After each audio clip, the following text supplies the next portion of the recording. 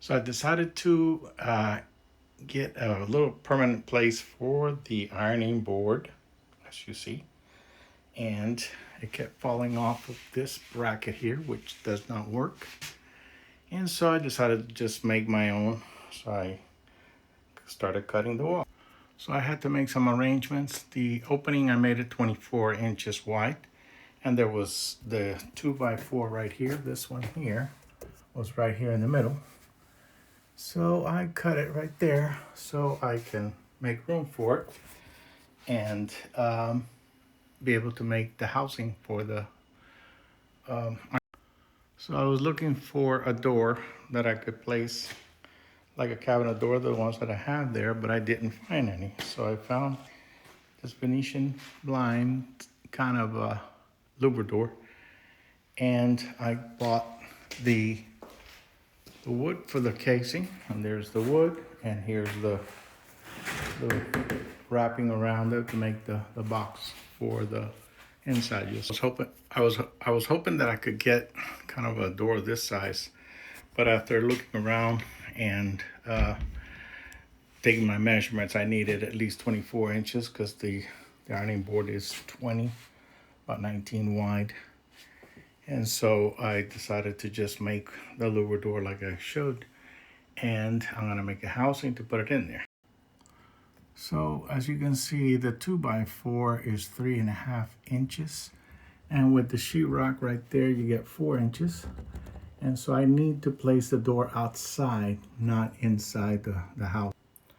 So here is the ironing board, and you can see the ironing board has 3.5 inches, but it has to stay within inside. So it's perfectly, it'll fit in there. It's just gonna be very tight. So that's why I chose to put the framing of the door around the outside of it, like a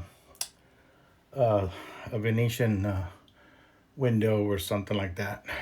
But like I said, I tried looking everywhere. I could not find anyone or anything that would help me to determine the size and how to make it.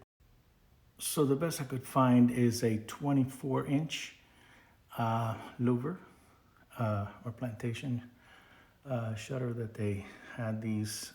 Actually, this was a discontinued. They don't have this one anymore. They went with the regular louvers. But anyways, I needed a 6 foot. This is going to be 80 inches. So I will be having to adapt this. And again, this is all custom work. And I know that may sound crazy, and I know I'm crazy, but that's the way I am. Sometimes I want to get something solved. The ironing board was all time falling down, and that's okay. We got the top done. That's in case that stud needed some support. I put some extra brackets in there and screws. And now we're in the process for finishing up the bottom one and start putting in. Now, one little inconvenience.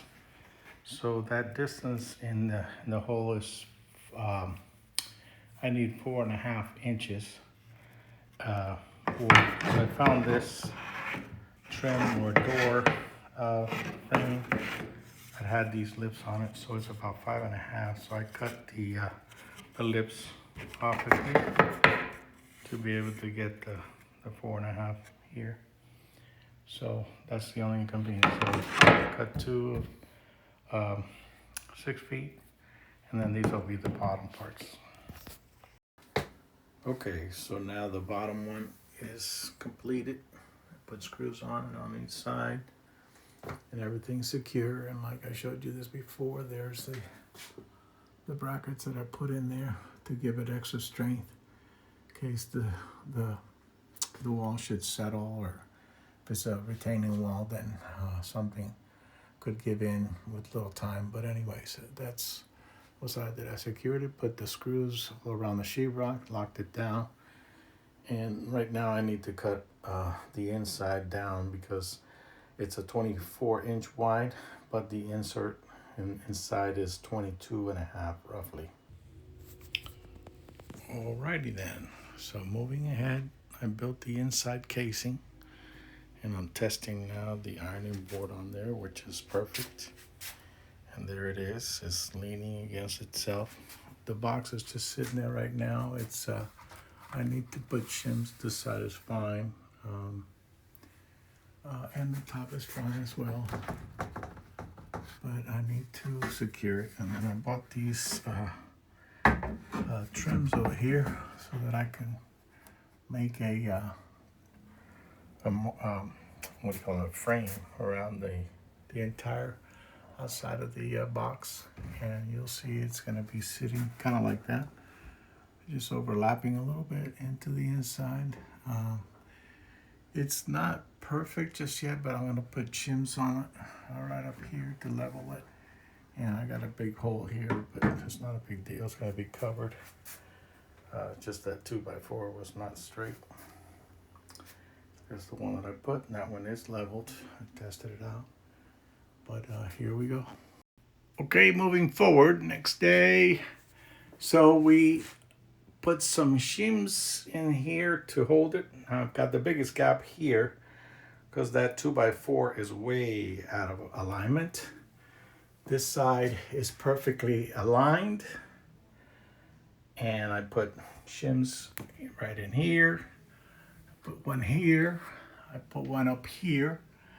And I put the patch in there that I needed to do. And what else? Yeah, there's one in there. Big gap in there. But anyways, you have to do it. There's no other option. But at least the box is squared.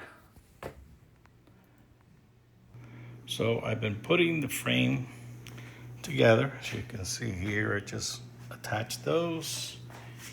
And I've already fixed these. It's the first time I used these pocket hole screws, which are pretty cool, I have to admit.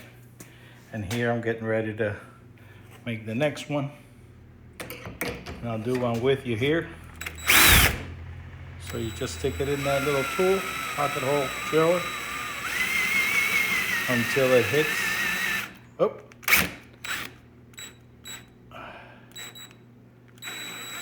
Okay, come on.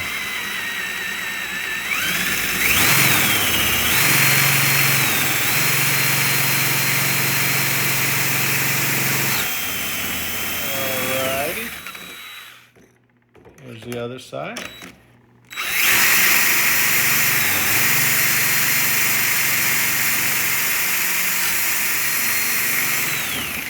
This tool is super cool because it's got the setting for different, if you can tell there, the bid will tell you what's it set to. So you have it for 1/2 inch or 3/4, and that's what I have it set at right now. But I had to take it apart, otherwise I could not do this. But you can see here, there are the holes right through there, beautiful. And on we go. But anyways, putting it all together here, and then we'll mount the door on it, which I already opened. I have it here, and then this is the door that I'm going to adapt and frame it to this frame, and then everything will come. So I just want to show the actual screws that comes with this kit, and they are super strong with a 1 1/4. And I'll show you how this little guy goes in there. See if I can do this together with the camera in my hand.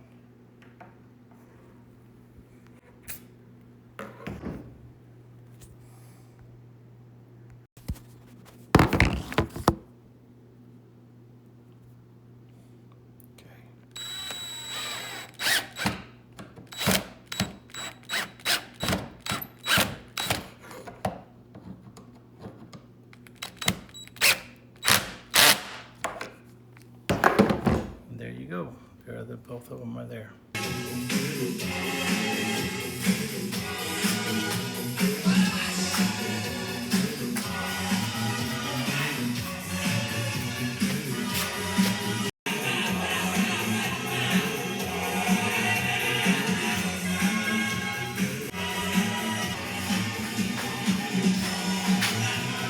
Gotta cut the door.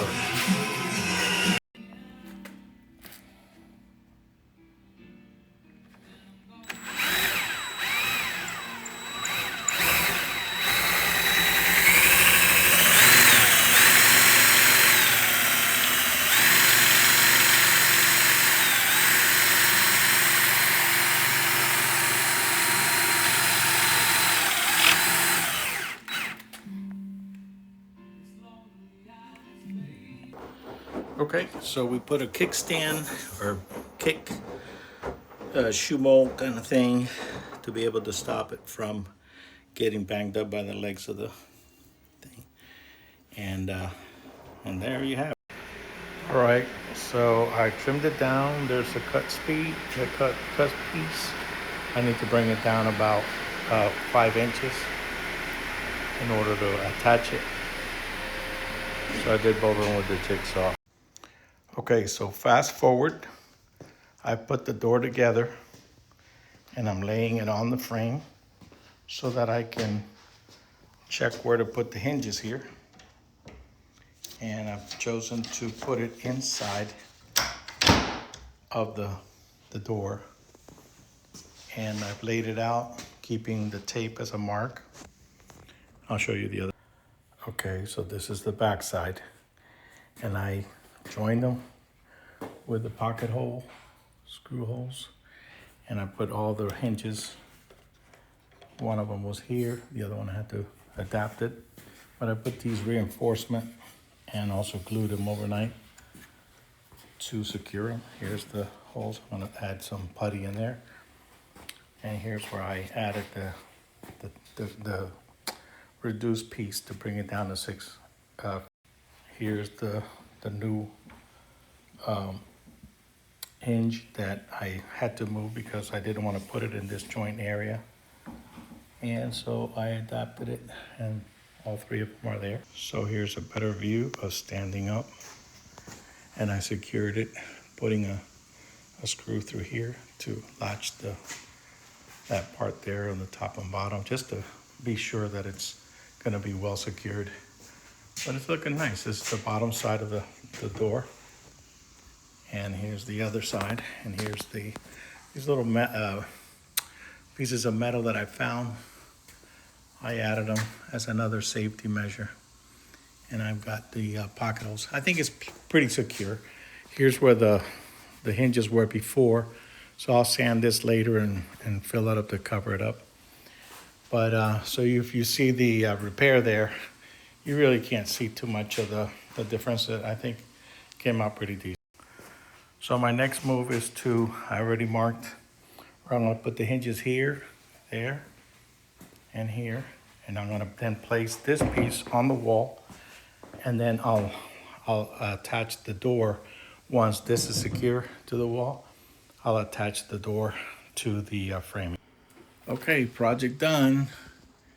Here is the board, and I put this elastic here with the hook to hold it in. Doesn't fall out. Our legs, magnet on the top to help it close. All right, okay, so here we go. Door's up, the lock is up, and the doorknob is there. Pop it open one more time. Easy does it. There's the door. Good job. Whoa.